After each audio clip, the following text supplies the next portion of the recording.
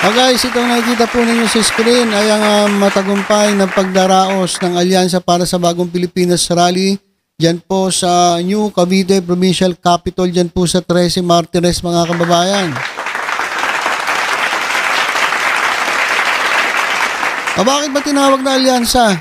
Trivia lang tayo mga kababayan. Bakit tinawag na alyansa? Kasi itong grupong ito ay composed po ng Partido Federal ng Pilipinas, Lakas Christian Muslim Democrat, CMD, Nationalist People's Coalition, NPC, Nationalista Party, NP, National Unity Party, NUP.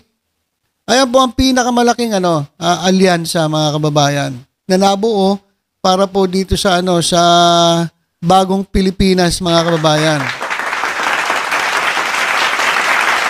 So itong huli ay ginanap dyan po sa 13 Martires dyan po sa Kapitolyo.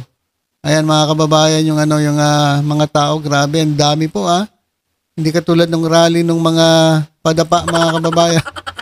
Talaga naman po ilang piraso na lang, meron pa atang 150 take home. Ayan mga kababayan, siksikan po yung mga tao. Pakinggan natin saglit si Presidente Marcos. Bakit ang tawag sa grupong ito ay alyansa? Alyansa po dahil pinagsama-sama natin po ang mga pinakamagagaling, ang lahat ng mga pinakamahusay, lahat ng pinakamahabang karanasan at malalim ang dunong sa pagsiservisyo publiko. Kaya po, kung kadalasan po, ang ating mga pagka napunta po kayo sa kampanya, makita po ninyo lahat po ng nakaupo rito sa entablado, pare-pareho po ang suot na t-shirt. Ngunit ngayon, kung titignan niyo po kami, iba-iba yung t-shirt, iba-iba yung kulay namin. Dahil hindi na namin masyadong inintindi kung ano ang kanilang naging partido, ang kanilang naging political party. Okay. Ganito po yan mga kababayan, halos pare-pares lang naman ang nangyayari dyan sa mga rally ng Alyansa para sa Bagong Pilipinas. Ang ginagawa ni Presidente Bongbong Marcos, yan, pinapakita niya yung kanyang mga kandidato.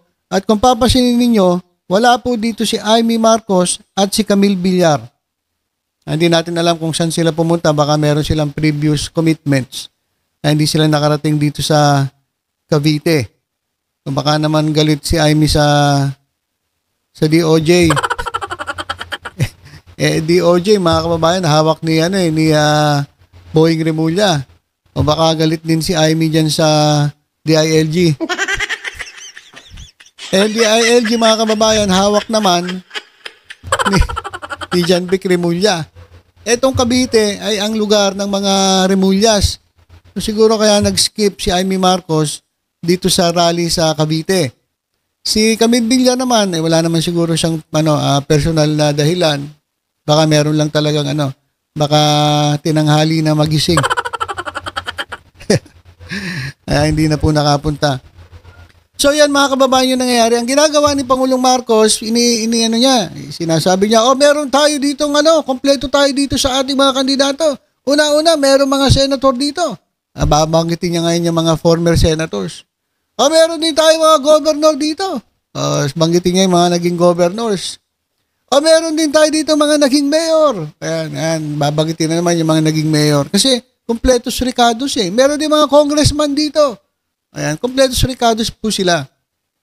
Kaya ayun ang pinagmamalaki ng Alyansa para sa Bagong Pilipinas. Pero mga kababayan, kapansin-pansin, dalawa po ang absent. Ang binanggit po ni Presidente Bongbong Marcos ay si Camille Villar lang. Hindi po niya binanggit etong si Amy Marcos. Ano sa tingin niyo mga kababayan ng dahilan bakit hindi niya na binanggit si Amy Marcos? Kasi kadalasan kahit absent binabanggit niya yung mga wala dyan Kagaya ni Camille Villar, binanggit niya kahit absent. Pero si Amy Marcos, absent pero hindi niya po binanggit dyan sa kanilang rally dyan po sa Cavite. Ano po sa tingin niyo guys? Sige nga, comment nga po kayo. Comment nga po kayo dito sa ating comment section. Ano sa tingin niyo ang dahilan bakit hindi na binanggit ni Presidente Bongbong Marcos etong si Amy Marcos dyan sa kanilang rally dyan po sa Cavite? Well, para sa akin, alam niyo mga kababayan, mas maganda nga, wag na isama tanggalin na lang dyan eh. Kasi unang-una, ang ginagawa ni Amy Marcos ay kumokontra dito sa pagpapatupad ng batas ng gobyernong Marcos. Ang nangyayari tuloy mga kababayan, etong kanyang kapatid na si Bongbong Marcos, parang lumalabas, siya pa ang masama. Dahil daw, etong si former president ay hinayaang madala dyan sa The Hague, yan po sa the Netherlands. Di ba? Kasi sa totoo lang, ang gobyerno nakikipag-cooperate lang sa Interpol. Kasi miyembro tayo ng Interpol. Importante po sa atin yan. Kasi, halimbawa, si Tebes, mahuhuli ba si Tebes kung hindi dahil sa Interpol? Sa pakikipagtulungan ng Interpol? So, ganun din yun. Kung tayo nag-request ng tulong sa Interpol, ngayon, eto naman, sila naman ang humingi sa ating gobyerno ng tulong para maimbestigahan ito si dating Pangulong Rodrigo Duterte. Kasi membro po tayo ng grupong yan Interpol So, anong nangyari mga kababayan, etong si Amy Marcos ay nagkaroon ng investigasyon sa Senado. Tingnan ninyo. Yung impeachment ni Sara Duterte, hindi nila inasikaso. Pero etong pag-iimbestiga dito sa ginawa di umano ng mga pulis kasi ang target ni Amy Marcos mga pulis Pinapalabas siya na mali ang ginawa ng mga pulis. Kapag ganon, mali ang ginawa ng pulis, mali ang ginawa ng otoridad, parang sinasabi mo na rin Amy Marcos na mali ang ginawa ng iyong kapatid. Kasi siya ang chief executive. Siya ang puno ng mga kapulisan, siya ang puno ng mga otoridad. So itong ginagawa ni Amy Marcos, kasiraan po ito sa gobyerno. Kaya kung ako lang, hindi ko talaga babanggitin. At baka gawin ko, tanggalin ko pa yan dyan sa alyansa. At hindi ko i-endorso. Bakit mo i-endorso yung tao na imbis na tumulong sa yung gobyerno, sa administrasyon, ang gagawin ay tutulong pa dun sa kabila, palalabasin na masama ang gobyerno, kakampihan yung kabila, na ang dahilan kaya sila nandoon ay dahil meron silang ginawang krimen. Ito nga yung crime against humanity. Pero pinapalabas si Amy Marcos, ang masama, itong mga pulis. Gigil na gigil nga kay General Torre. Kulang na lang ikis niya Nanggigigil Si Jinggoy Estrada mga kabahay, isa pa rin yan Pasalamat ka Jinggoy, hindi ka kandidato pero sa 2028 tatandaan namin yung ginagawa mo. Baka pulutin ka rin sa kangkungan. So hindi na po binanggit ni Presidente Bongbong Marcos si Amy. Kasi para sampa. Hindi para ka naman tanga na i-endorso mo yung tao na ang ginagawa ay parang sinisira ang gobyerno, sinisira ang admin. Bakit mo isasama yun? Dapat nga ako, i-announce ko yan. Simula po ngayon, hindi na po natin na i-endorso si Amy Marcos. So tama lang yan. Bakit mo i-endorso yung tao na ang ginagawa ay sinisiraan ka? Although hindi directly sinisiraan, pero yung ginagawa nito ni Amy Marcos ay naging dahilan para magalit yung mga tao dito sa admin. At mas lalo niyang pinapainit o pinapakulo ang dugo ng mga DDS. Madam Amy Marcos, baka hindi mo alam, hindi na po naniniwala sa inyo ang DDS. Ang dami ko nakikitang post na itong mga DDS ay hindi naniniwala sa iyo sa ginagawa mo. Na kunwari, ikaw ay patas, na kunwari, ikaw ay nag-iimbestiga, na kunwari, galit ka, pero hindi na po sila naniniwala sa inyo. Kung kukuha kayo ng simpatya dyan sa DDS para masigurado nyo ang inyong panalo, malabo pa po sa sabaw ng pusit. Hindi na po kayo pinakikinggan ng mga DDS. Kaya kung ako sa inyo, mag-concentrate na lang kayo sa pagsuporta sa gobyerno. Ginagawa ninyo, paganyan-ganyan kayo kaya galit ang mga loyalista. Galit din ang mga DDS kay Marcos. So, saan ka pupulutin? Sa kangkungan ka na pupulutin. Ha? Itong pong si Amy Marcos. At ito mga kababayan, isingit ko lang, ito naman si Robin Padilla. Ano ba ginagawa mo sir dyan sa the Netherlands? Sabi ko nga dati, dapat mag-isip ka ng mga batas habang break kayo kasi pagdating ng inyong session, dapat marami ka nang alam. Ang ginagawa nitong Tulonges na to, nado sa the Netherlands. Ang nangyari mga kababayan, na-aksidente pa. Etong si Robin Padilla. Na-aksidente po sila Pakinggan natin tong video. Sige po, babalik po kami mamaya. Papunta po kami ng Frankfurt. Nabangga kami ng isang kotse. Oh.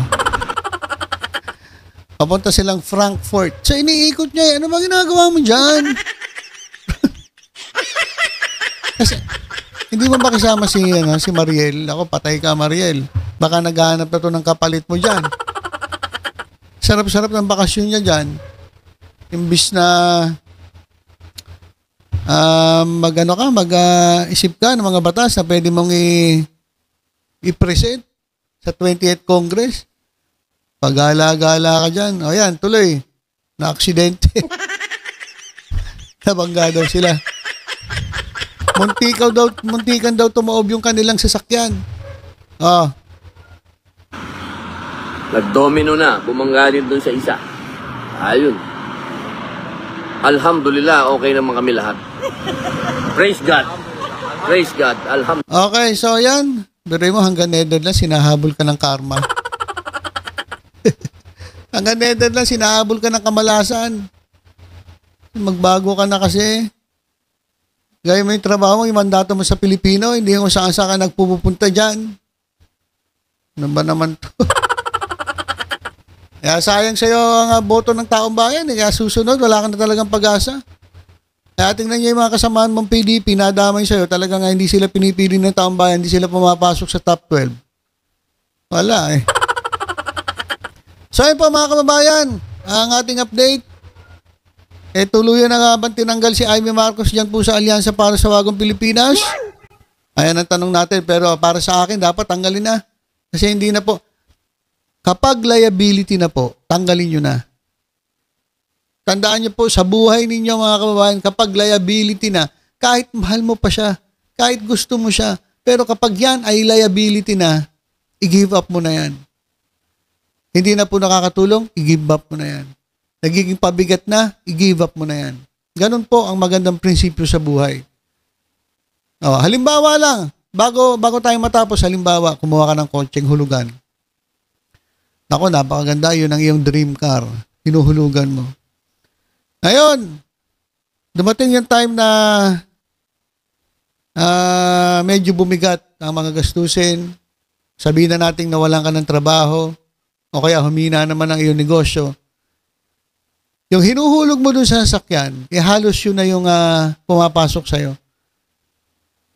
Kulang na yung pagkain, kulang na yung panggastos. So, ibig sabihin, yung kotse, binawad mo sa kotse, pampabigat na.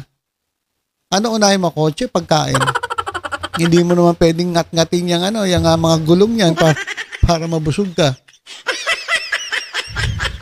Ibig ko sabihin, yung dream car mo, kung dati, iniisip mong asset yan, maganda yan kasi malaking tulong yan. Pero, kung ngayon ay liability na yan, hindi na nakakatulong, nakakapagpabigat pa sa gastusin, wala kang choice. I-give up mo na yan.